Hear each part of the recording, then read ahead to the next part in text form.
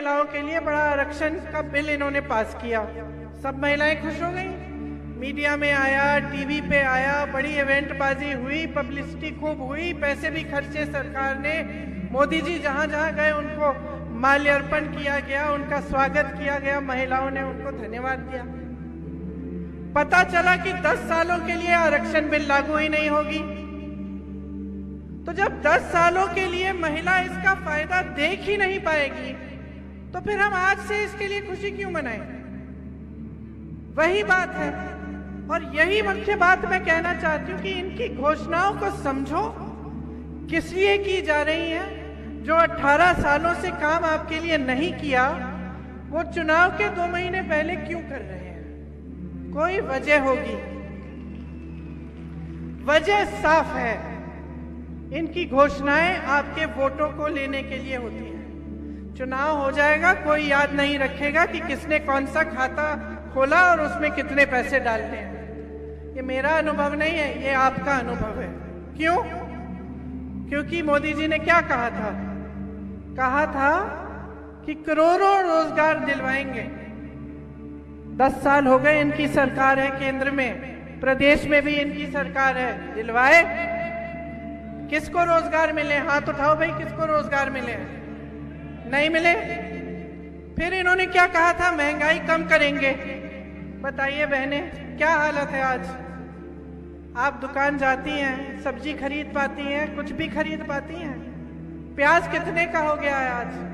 ये लोग कहते थे एक समय में कि प्याज के बहुत दाम बढ़ गए हैं, अब क्या कह रहे हैं? तो ऐसी ऐसी घोषणाएं करते हैं जो सिर्फ चुनावी घोषणाएं हैं। अब मैं जो पढ़ने जा रही हूं, इनको अच्छी तरह से समझो, सुनो कि क्या घोषणाएं हैं हमारी, और फिर मैं आपको ये बताऊंगी कि आपको इन पर भरोसा क्यों करना चाहिए। देखिए, महिलाओं को जैसे मैंने कहा 1500 रुपए प्रति माह अपने खाते में, आपके खाते में जाएंगे। गेहूं का न्यूनतम समर्थन मूल्य बढ़ाया जाएगा, 2600 रुपए दिया जाएगा। धान का समर्थन मूल्य 2500। अब हम किस आधार पर कह रहे हैं? चुनाव के आधार पर नहीं कह रहे हैं। छत्तीसगढ़ आपके पास में है, पास वाला प्रदेश है, पड़ोसी प्रदेश है आपका। 2400 रुपए धान मिल रहा है। अभी कांग्रेस की सरकार खरीद रही है धान 2400 रुपए में आज के दिन, और चुनाव के लिए नहीं किया गया था, ये काफी समय से चल रहा है। उस आधार पे हम कह रहे हैं कि यहाँ पे भी हम 2600 का गेहूं और 2400 का धान खरीदेंगे। फिर हम कह रहे हैं कि किसान के कर्ज माफ किए जाएंगे। अब किस आधार पे कह रहे हैं? हम इस आधार पे कह रहे हैं कि कांग्रेस के प्रदेशों को देखो, छत्तीसगढ़ में किसानों के कर्ज माफ किए गए हैं, राजस्थान में किसानों के कर्ज माफ किए गए हैं, कर्नाटका में किए थे, और आज हम कह रहे हैं कि आपके कर्ज माफ करेंगे। क्योंकि जब 15 महीनों के लिए मध्य प्रदेश में आपने पिछली सरकार कांग्रेस की चुनी थी, तो उन्होंने, कमलनाथ जी ने किसानों के कर्ज माफ करना शुरू किया था। तो हम उस आधार पर कह रहे हैं कि फिर से आपके कर्ज को माफ किया जाएगा। 100 यूनिट बिजली की बिल आपको माफ होगी और 200 यूनिट बिजली की बिल हाफ होगी, मतलब आधी की जाएगी। इसका भी आधार है, ये भी पहले किया गया था और कांग्रेस के प्रदेशों में हो रहा है आज भी। पुराना पेंशन यहां लागू होगा। पुराना पेंशन राजस्थान में आज लागू है, छत्तीसगढ़ में लागू है, हिमाचल प्रदेश में लागू है और कर्नाटका में लागू है। इस आधार पर हम कह रहे हैं कि हम मध्य प्रदेश में भी पुराने पेंशन को लागू करेंगे। गैस सिलेंडर को हम 500 रुपए में देंगे। जब कांग्रेस की सरकार थी तो आपको 425 रुपए में मिलता था, आज कहीं भी जाएं 1200 रुपए, 1400 रुपए में। हाँ, चुनाव आ रहा है, उसको चुनाव के लिए कम कर दिया, वो अलग बात है। देखिए बहनें, सुन लीजिए, ये नहीं है कि पिछले 5 सालों से, जब से इनकी सरकार रही है, 18 सालों से आप संकटों का सामना नहीं कर रही थी। ये नहीं है कि उस समय आप गरीब नहीं थे, आप आज गरीब हैं चुनाव से पहले। तो ये सारी स्कीमें उस समय क्यों नहीं लागू की इन्होंने? आज क्यों बता रहे हैं? सरकार तो इन्हीं की थी ना, सरकार इन्हीं की थी। तो रोजगार क्यों नहीं दिए? मध्य प्रदेश में आज तमाम पद खाली क्यों हैं? बताइए। यहाँ नौजवान खड़े हैं, आप सबने कहा रोजगार नहीं दिए, लेकिन आपको मालूम है कि कितने पद खाली पड़े हैं? कि जैसे स्वास्थ्य व्यवस्था में आप देखें, तमाम पद 90% से ज्यादा हर स्तर पर खाली पड़े हैं। विश्वविद्यालयों में शिक्षकों के पद खाली हैं, क्यों नहीं भरे? आपकी सरकार रही 18 सालों से, भैया आप भर सकते थे। आजकल तो नौजवान कोई ऐसा नहीं है जो पढ़ा लिखा नहीं है। गरीब से गरीब परिवार में आजकल माँ बाप मेहनत इसलिए करते हैं कि बच्चा पढ़े लिखे और उसका भविष्य मजबूत बने, उसको अच्छा रोजगार मिले। तो तमाम पढ़े लिखे बच्चे हैं, नौजवान हैं, कईयों ने भर्ती की परीक्षाएं की। भर्ती की परीक्षाओं में भी आपने घोटाला कर दिया। आपने दिए हैं, रोजगार मिला?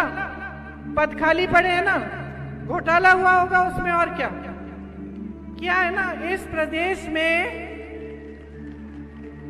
इस प्रदेश में जितने घोटाले हुए हैं शायद देश के किसी और प्रदेश में नहीं हुए होंगे इनके कार्यकाल में। मेरे पास एक लंबी लिस्ट होती थी, मैं पढ़ के थक गई। मैंने कहा भाई मैं पढ़ना छोड़ दूं। सबको मालूम है कि भ्रष्ट सरकार है और घोटाले पे ही चलती है। आपसे पैसा लिया जाता है, छीना जाता है, बड़े बड़े उद्योगपति और बड़े बड़े नेता खा जाते हैं।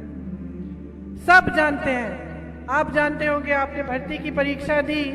जब आप किसी काम के लिए जाते हैं या किसी सरकार के किसी डिपार्टमेंट में जाते हैं काम कराने के लिए, तो बगैर घूस के होता है? नहीं होता ना।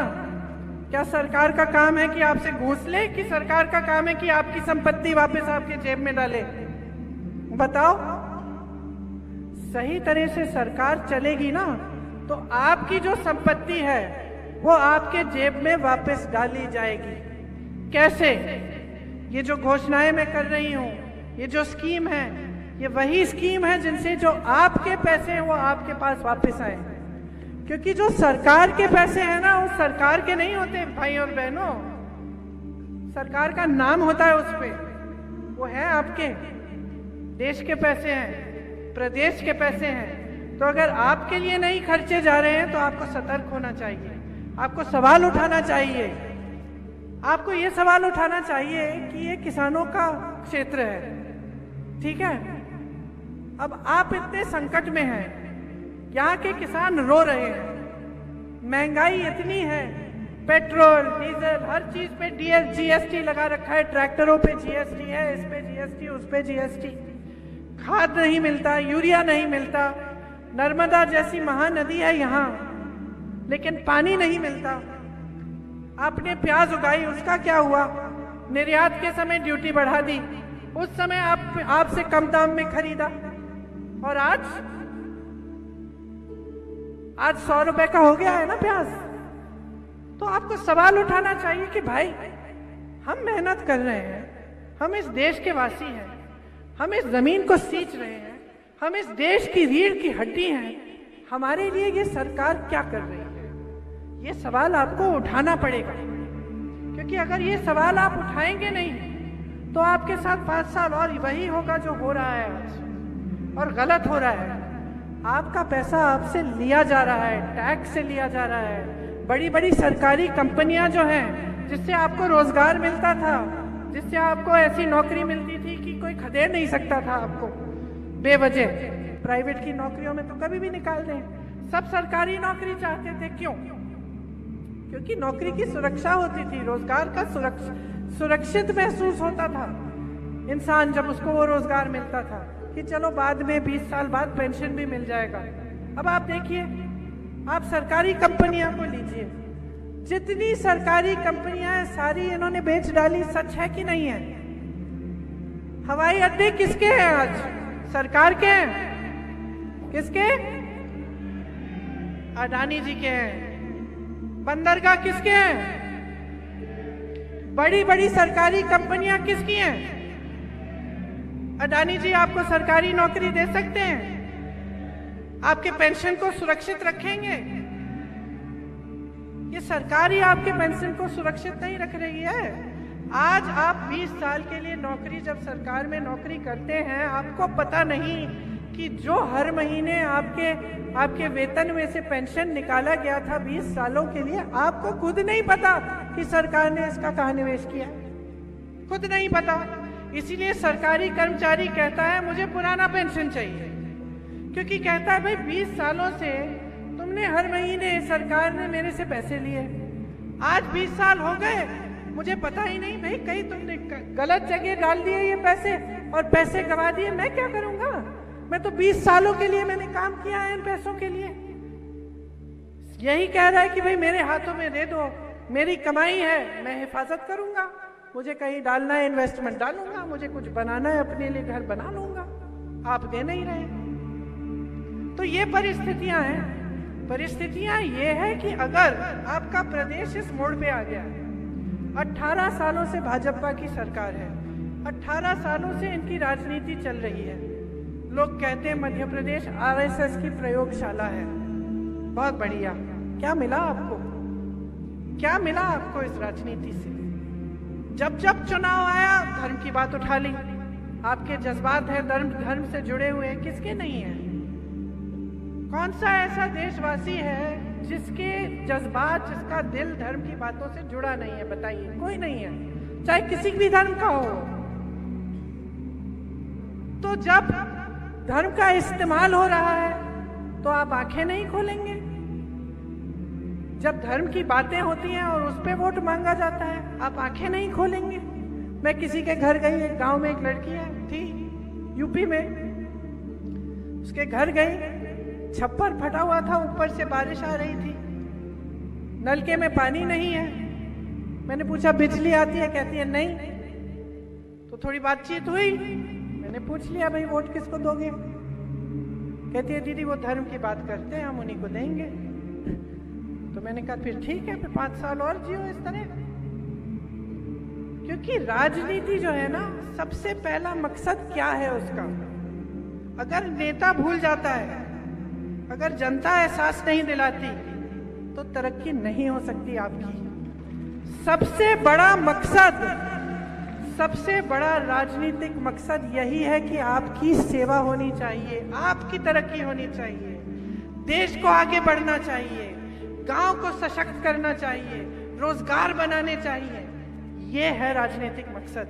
ये मकसद नहीं है कि चुनाव के समय धर्म की बात कर ली, सबके जज्बात उभार दिए, उस पे वोट ले लिए, बटोर लिए और बैठ गए सत्ता में मौज खाने। ये नहीं है मकसद। और मैं आपसे शिकायत करूंगी कि आपने एक ऐसी परिस्थिति बना दी है इस देश में कि सारे नेता जो सत्ता में बैठे हैं इस बात को भूल गए हैं। और आपने ये परिस्थिति आपने बनाई है, आपसे शिकायत है, क्योंकि आप जागरूक नहीं बन रहे हो।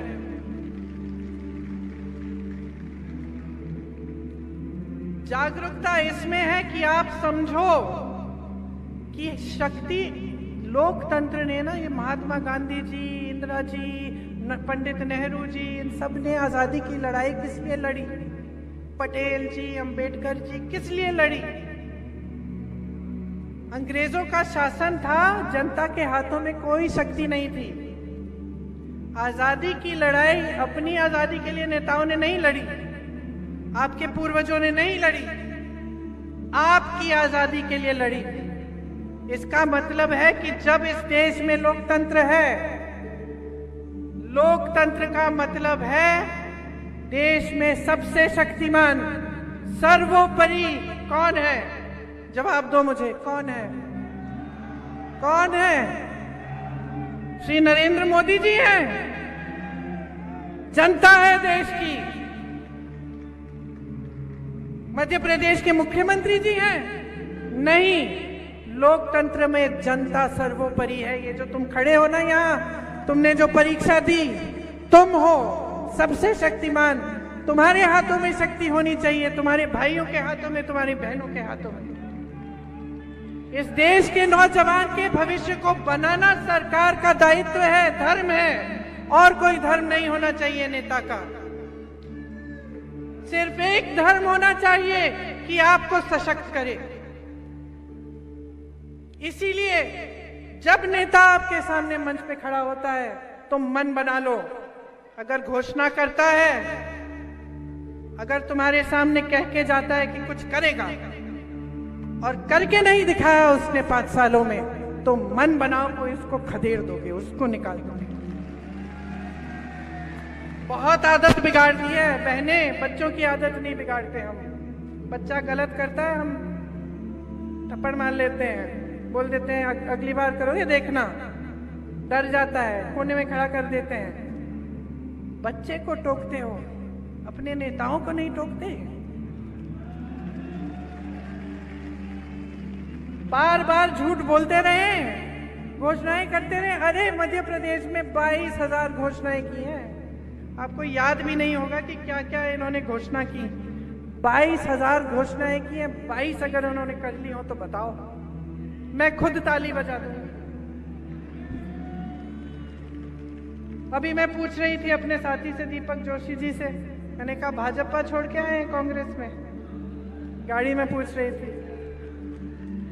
मैंने कहा भाई क्यों छोड़ी? कहा दीदी हमारे इलाके में ना बहुत भ्रष्टाचार हो रहा था और मैं बार बार गया, मैं हर नेता के पास गया और मैंने कहा यहाँ मेरे इलाके में मत कर दो, जो कुछ करना है कहीं और करो, मेरे इलाके में मत करो। किसी ने मेरी सुनी नहीं। 2 साल से मैं कहता रहा, ऊब गया, एक दिन गुस्सा चढ़ गया, छोड़ दिया। खुद कह रहे हैं। तो आजकल राजनीति में लोग आ रहे हैं तो किस लिए आ रहे हैं? क्योंकि व्यापार बन गया है। राजनीति में आ रहे हैं कि चलो लूटेंगे, अपने महल बनाएंगे, खुश रहेंगे, अपने बच्चों को भेज देंगे विदेश पढ़ाई करने के लिए, पब्लिक जाए भाड़ में। क्या ये है राजनीति का मकसद?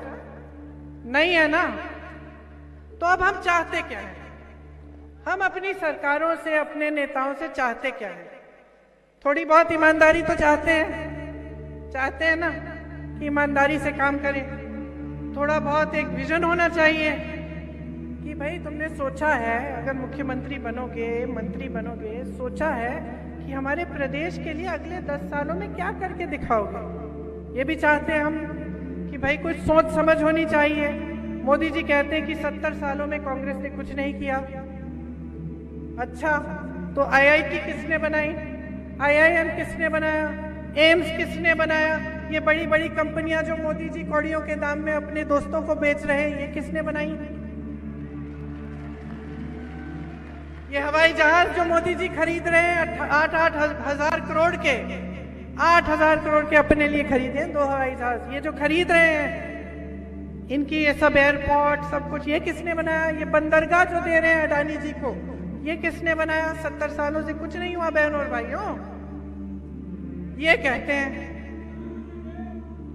इंदिरा गांधी डैम कह रहे हैं आप, तो ये सब बातें करते हैं आपके सामने। ये नहीं बताते कि 10 सालों में इन्होंने क्या किया, 18 सालों में मध्य प्रदेश में क्या किया। सीधी सी बात है, चुनाव का समय है। देखिए मैं छत्तीसगढ़ गई थी कल, मुझे इतनी खुशी हुई क्योंकि मैं मंच में जब खड़ी हुई तो मेरे पास कुछ कहने का था। मैं कह पाई कि देखो आज छत्तीसगढ़ का किसान खुश है, आज धान हम छत्तीसगढ़ में आपसे खरीद रहे हैं, पूरे देश भर में सबसे ज्यादा का खरीद रहे हैं। मैं कह पाई कि यहाँ तुम्हारी समस्या थी आवारा पशुओं की, तुम्हारे खेत चले जा रहे थे, तुम रात भर खेत के पहरेदारी के लिए बैठते थे खेतों में। अब यहाँ भी है समस्या, यहाँ भी है, ठीक है। तो मैं कह पाई छत्तीसगढ़ में कि इतनी बड़ी समस्या थी, जब भी किसान मिलते थे रोते थे कि कुछ करो। हमारे मुख्यमंत्री जी ने क्या किया? गौठान बनाए, और बेकार के गौठान नहीं है, ऐसे गौठान बनाए जिसमें रोजगार दिया। फिर उन्होंने कहा कि भाई गोबर क्यों ना खरीदे, हम इस गोबर का हम कुछ बना देंगे, गोबर गैस बना देंगे, गोबर के कुछ और चीजें बना देंगे। सरकार ने गोबर को खरीदना शुरू किया। गोबर को खरीदना शुरू किया तो लोगों ने आवारा पशु को रखना शुरू किया, है कि नहीं? क्योंकि उससे कमाई हो रही थी। गौठान में मैं ऐसी महिलाओं से मिली हूं जो 1 लाख रुपए 6 लाख रुपए कमा रही हैं बहनों। स्वयं सेवा समूह बना दिए, उससे जितना भी गौठान का काम था उसमें काम कराया, उसमें नई नई चीजें कराई। बस्तर जैसे जिले में, जो पूरे देश में जाना जाता था कि यहाँ पे हिंसा है, भाई लोग डरते थे जाने से, बस्तर जैसे जिले को मशहूर बना दिया। किस लिए? मिलेट के लिए, रागी के लिए। रागी के सबसे बड़ा प्लांट लगाया वहाँ हमारी सरकार में। आज बस्तर से रागी पूरी दुनिया में जा रहा है, उसकी बढ़िया पैकेजिंग हो रही है, मार्केटिंग हो रही है। मेरे घर में भी है, मैं भी वो खाती हूँ। तो जो जहाँ पे हिंसा थी, जहाँ पे गरीबी थी, जहाँ पे आदिवासियों के लिए मुश्किलें ही मुश्किल थी, हमने उस जिले को उठाया, वहाँ पे हमने संपत्ति डाली। किसकी संपत्ति? जनता की संपत्ति उसमें डाली, हमने स्कीमें बनाई और आज वहाँ जनता खुश है। आज स्थिति ये है कि जो पलायन करने के लिए दूर जा रहे थे, रोजगार ढूंढने के लिए वापस आ रहे हैं, कह रहे हैं कि हमें तो रोजगार छत्तीसगढ़ में मिल जाएगा। तो ये हो सकता है जब हम नेता भी, जब हम खड़े होकर अब इन प्रदेशों में जाते हैं जहां हमने कुछ करा है, तो गर्व होता है, अच्छा लगता है कि भाई शर्मिंदा होकर तो नहीं खड़े हो रहे। हम यहाँ झूठ बोलने की जरूरत नहीं है, फालतू की घोषणाओं को करने की जरूरत नहीं है, क्योंकि काम करके दिखाया है। महिलाओं के लिए कितना किया उन्होंने, बहनों, हमारी सरकारों ने हर जगह किया है। कर्नाटका में मुफ्त बस यात्रा हो रही है, महिलाओं के खातों में पैसे डल रहे हैं, चुनाव के समय से नहीं, जैसे ही सरकार बनी तब से। किसानों के कर्ज माफ हुए कब से? सरकार बनी सबसे पहले मंत्रिमंडल का जो मीटिंग हुई उसमें तय किया गया कि कर्ज माफ होंगे, तब से शुरू हो गया। चुनाव का इंतजार नहीं किया हमने। तो एक दूसरी राजनीति भी है, हो सकती है, उसमें आशा रखो। आज आप इंदिरा जी को याद रखते हैं, आप बड़े बड़े नेताओं को याद रखते हैं, क्यों? ऐसा कैसा काम कर दिया उन्होंने? सोचिए क्या किया। पूरा जीवन आपकी सेवा में दिया, देश के लिए अपना जीवन दे दिया, जान दे दी अपनी। लेकिन श्रद्धा इसलिए है क्योंकि उनके दिल में आपके लिए श्रद्धा थी। वो अपने आप को आपसे ऊपर नहीं समझती थी, इसलिए उनके मृत्यु के तकरीबन 40 साल बाद भी आप नारे लगाते हैं उनके लिए। मैं आदिवासी क्षेत्रों में जाती हूँ, अभी भी लोग मिलकर मुझे कहते हैं कि आपकी दादी जी ने पट्टे दिलवाए, गरीबों को पट्टे दिए, जल जंगल जमीन पर अधिकार दिया। आज भी आप उनके लिए ताली, मेरे लिए नहीं है, उनके लिए ताली बजा रहे हो, क्योंकि उनके दिल में आपके लिए श्रद्धा थी। ऐसे नेता होते हैं, ऐसी राजनीतिक दल होते हैं जिनके असूल, जिनकी परंपराएं इस देश की आजादी के असूल हैं, पुरानी परंपराएं हैं, आदर की परंपराएं, एक दूसरे के लिए और देश की जनता के लिए। हम समझते हैं कि ये संपत्ति सब आपकी है, हम चाहते हैं कि आपके हाथों में जाए। हम समझते हैं कि आपने खड़ा किया है यहाँ हमको। अगर मेरे परिवार के 2-3 पीढ़ियां आपके सामने नेता बन के आए, आप ही ने तो बनाया, आप ही ने तो सशक्त किया, तभी तो हमारे बीच और आपके बीच एक श्रद्धा, एक आदर है। तो आप इन बातों को गहराई से समझिए। चुनाव के समय कोई कुछ भी कह सकता है, मैं भी आके आपको कुछ भी कह सकती हूँ। मैं सच कह रही हूँ या मैं झूठ कह रही हूँ, इसका आधार क्या है? मैं घोषणा कर रही हूँ तो किस आधार पर कर रही हूँ? ये गहराई से समझना आपका सबसे बड़ा कर्तव्य है। ये लोग देशभक्ति की बात करते हैं ना, इससे बड़ी कोई देशभक्ति नहीं है बहनों और भाइयों। इससे बड़ी कोई देशभक्ति नहीं है कि आप अपना हक, अपना अधिकार नेताओं से, राजनीतिक दलों से और सरकारों से मांगो। हम कहते हैं जातिगत जनगणना करो। क्या है ये? इसका मतलब क्या है? आपने सुना होगा, सुना है, समझा क्या है? जातिगत जनगणना ये है, गिनती है, ठीक है, कि गिनती कर लो कि कौन सी जाति के कितने लोग हैं इस देश में। अब मान लो मैं सभा में हूं, आप सब यहाँ खड़े हो, हजारों लोग होंगे, मुझे तो नहीं मालूम कि उस कोने में शायद 100 ऐसे किसान होंगे जो अपना पेट भी नहीं भर पा रहे हैं, जो इतने गरीब हैं कि मजदूरी भी नहीं कर पा रहे हैं, खेती में पे काम करते हैं, पैसे नहीं, मुझे नहीं मालूम, मुझे नहीं मालूम। मुझे ये भी नहीं मालूम कि यहाँ पे 200 ऐसे नौजवान होंगे जो शायद अति पिछड़े होंगे और शायद किसी ऐसी उनका ऐसा एक हुनर होगा जिसका आज तक सरकार ने जिसके लिए कोई सहायता नहीं की है सरकार ने। मुझे नहीं मालूम, क्योंकि मैंने गिनती नहीं की, तो मुझे कैसे मालूम होगा। मुझे नहीं मालूम कि भाई कितनी महिलाएं बैठी हैं। मुझे दिख रहा है कि 100-200 होंगी, लेकिन मुझे ठीक तरह से नहीं मालूम। तो अगर मैं इस भीड़ के लिए कुछ काम करना चाहती हूँ गहराई से, मैं समझना चाहती हूँ कि भाई आप जो अंगोछा पहने हुए लाल वाला, आपकी क्या ज़रूरतें हैं, या मैं समझना चाहती हूँ कि महिलाओं के लिए आजकल क्या करना चाहिए, या वो जो गरीब किसान है 100 पीछे जो बैठे हुए हैं, उनको आगे बढ़ाने के लिए सबसे अच्छी स्कीम क्या होगी। तो बगैर गिने कैसे जानूंगी कि सरकार की इतनी संपत्ति इन लोगों के प्रति जानी चाहिए, क्योंकि ये सबसे गरीब है, ये अति पिछड़े हैं, या ये पिछड़े हैं, या फिर ये दलित हैं। इन्होंने बहुत हजारों सालों से इन्होंने अन्याय सहा है, इनको आगे बढ़ाने के लिए जरूर कुछ करना है। इसके लिए गिनती जरूरी है।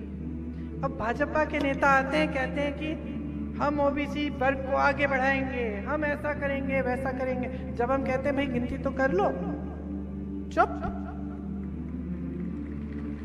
गिनती नहीं चाहते तो गिनती नहीं चाहते तो मदद कैसे करोगे। बिहार में गिनती की, बिहार की प्रदेश सरकार ने गिनती कर ली, 84% निकले ओबीसी, दलित और एसटी, 84%। ठीक है, अब हमें मालूम है कि 84% है, तो फिर हम सोच सकते हैं कि चलो इतनी संपत्ति कम से कम ऐसी स्कीमों में जानी चाहिए, इतना काम होना चाहिए जो इनको भी आगे बढ़ाए। अब हमें पता चला इस गिनती को करने के बाद कि किसी और जाति के, जो शायद एक ओबीसी नहीं है, दलित नहीं है, किसी और जाति के लोग बहुत ही ज्यादा गरीब हैं। तो हमें पता चला कि अच्छा, बहुत ज्यादा गरीब लोग भी हैं और उनके लिए भी हमें एक स्कीम बनानी चाहिए। तो ये सब चीजें जब सोच होती है ना, जब समझ होती है, जब गहराई से एक विजन के साथ ये काम किया जाता है देश के लिए, प्रदेश के लिए, तभी ये सब समझ हो सकती है। वरना जैसे मैंने कहा, कहते रहे कि हम इस जाति के लिए करेंगे, उस जाति के लिए करेंगे, खासतौर से चुनाव के समय उठा ली है बातें, लेकिन नियत नहीं है, गिनती ही नहीं करनी है आपको। महिला के आरक्षण की बात कर ली, 10 सालों के लिए महिला आरक्षण देखने ही नहीं वाली है, तो फिर फायदा क्या हुआ।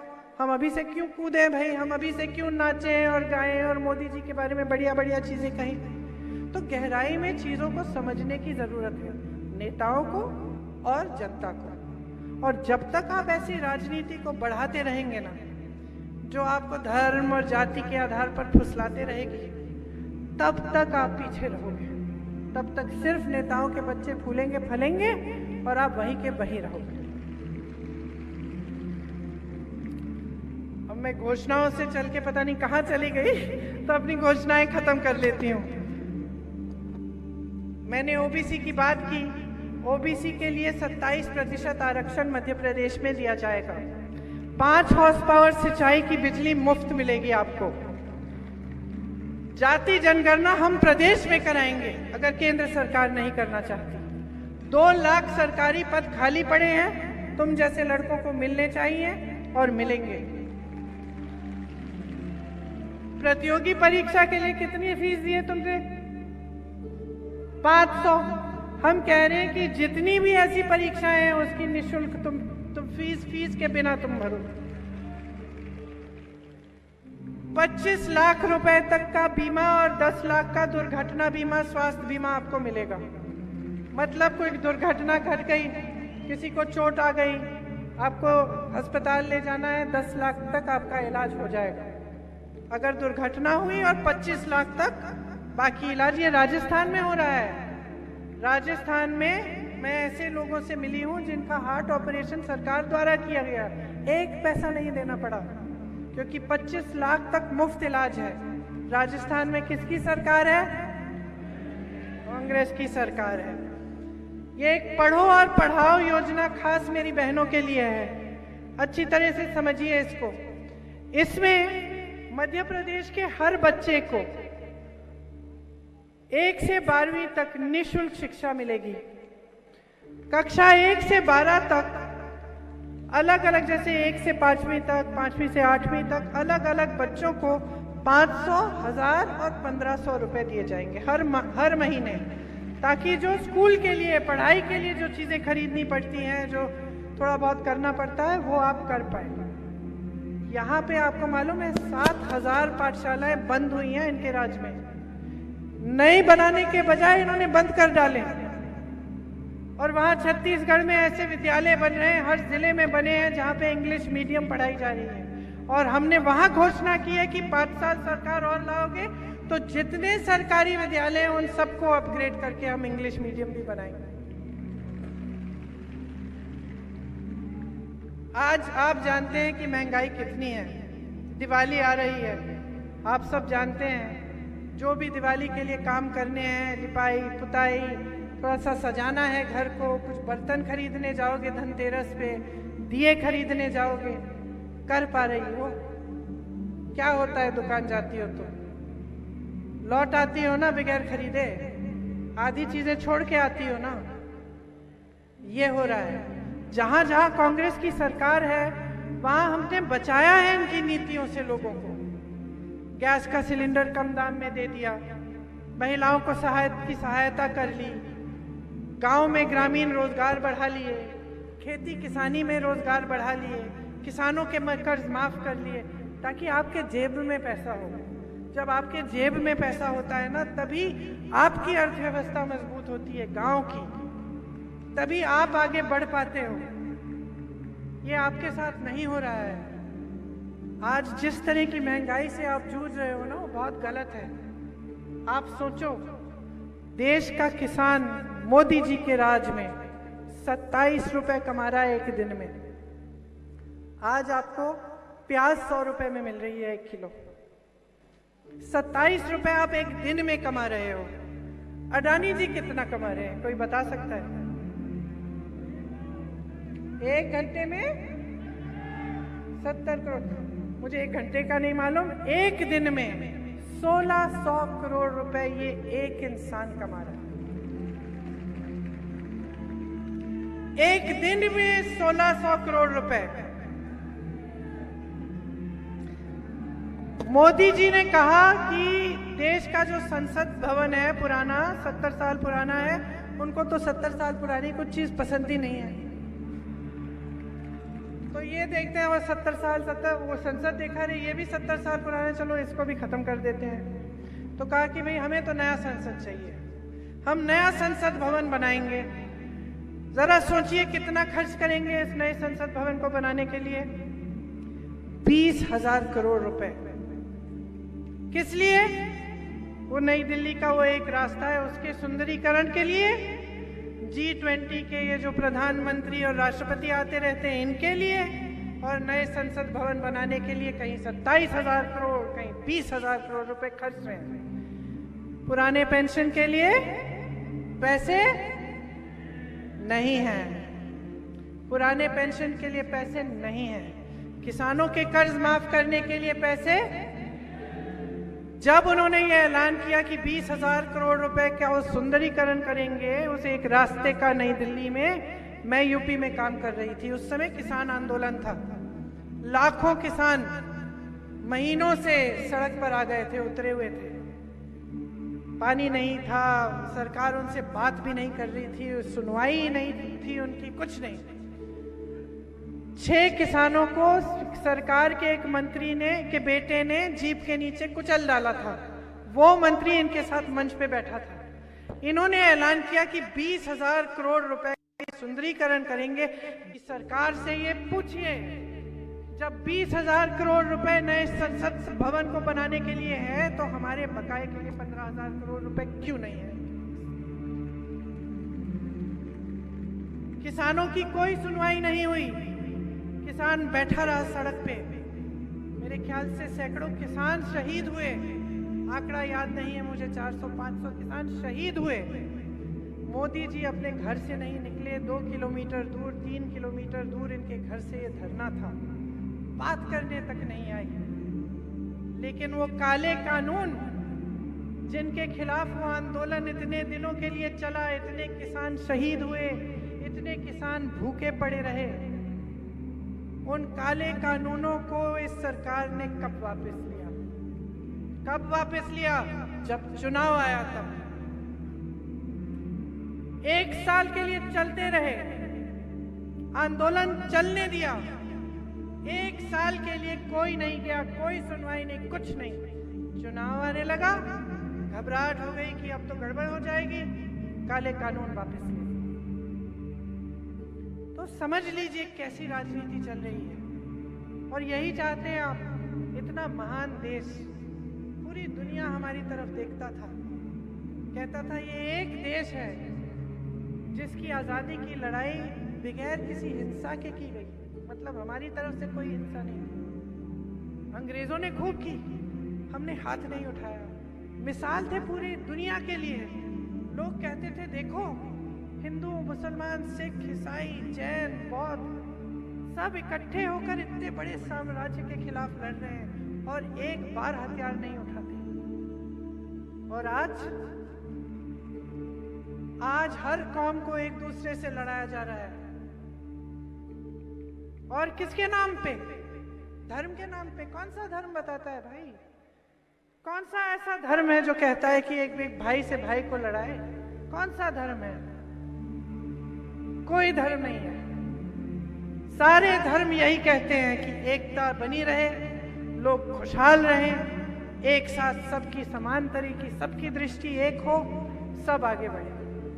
और आज एक ऐसी राजनीति आ गई है हमारे देश में, हमारे प्रदेश में, जो धर्म के नाम पे आपसे वोट मांगती है, काम पे नहीं। और मैं फिर से कहूंगी, आदत आपने बिगाड़ी है।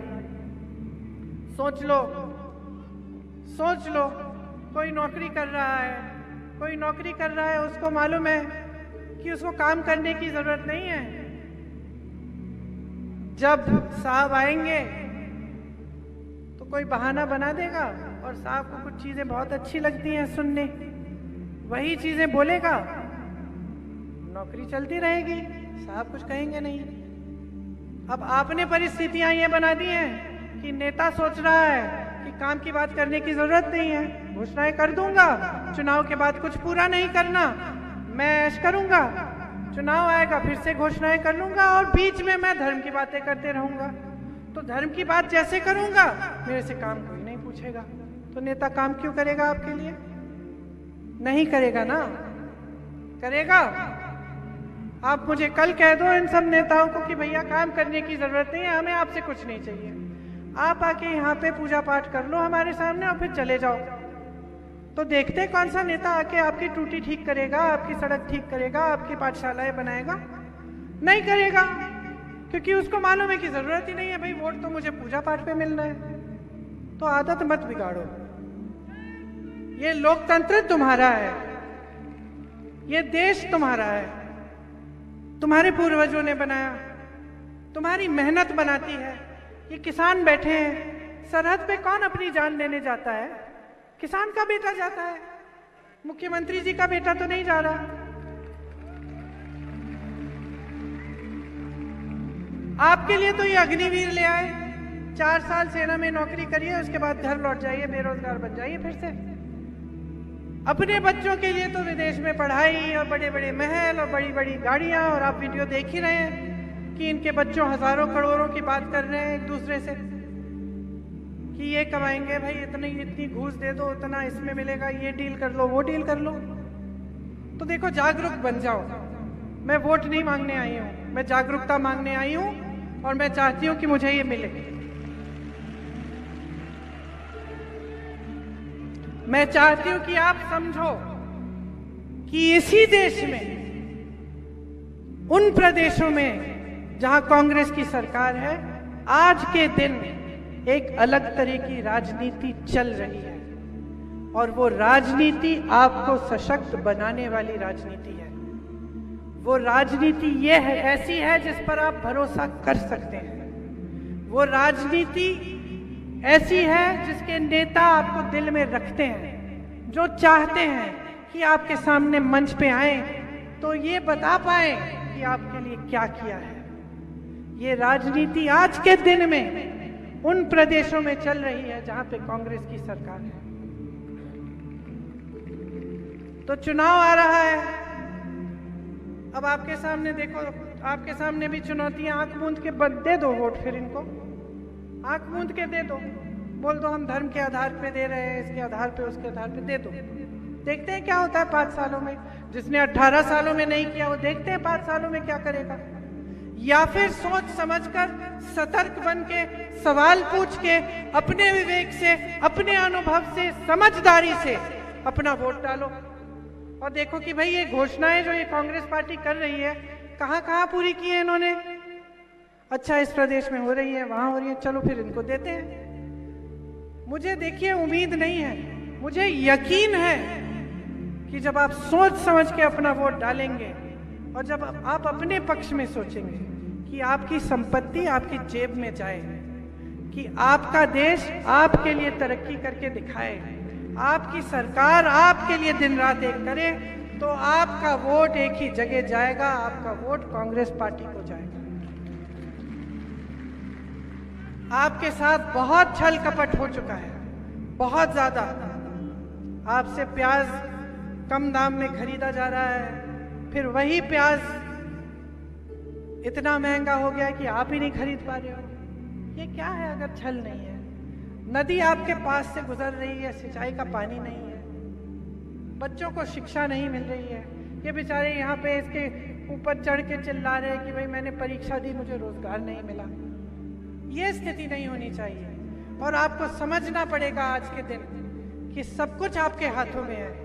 यही लोकतंत्र की महानता है, उस आजादी की लड़ाई की महानता यही है, हमारे देश की यही महानता है कि ऐसे ऐसे नेता रहे आपके सामने जिन्होंने आपको सर्वोपरि रखा, जो अपने मान सम्मान के लिए नहीं काम करते थे, आपके मान सम्मान के लिए काम करते थे। आज भी ऐसे नेता हैं, आज भी ऐसी राजनीति है, उसमें थोड़ा सा भरोसा करो, अपनी आंखें खोलो और इस चुनाव में जिन्होंने आपके लिए काम नहीं किया, इनकी 22,000 घोषणाएं खोखली, इनकी खाली बातों को सबक सिखाओ।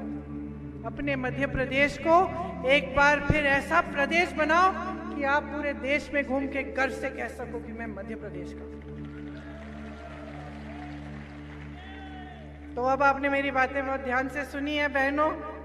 दिवाली आ रही है, दिवाली के लिए बहुत बहुत शुभकामनाएं। खुशी से मनाओ, एक दिया हमारे लिए भी जला लेना।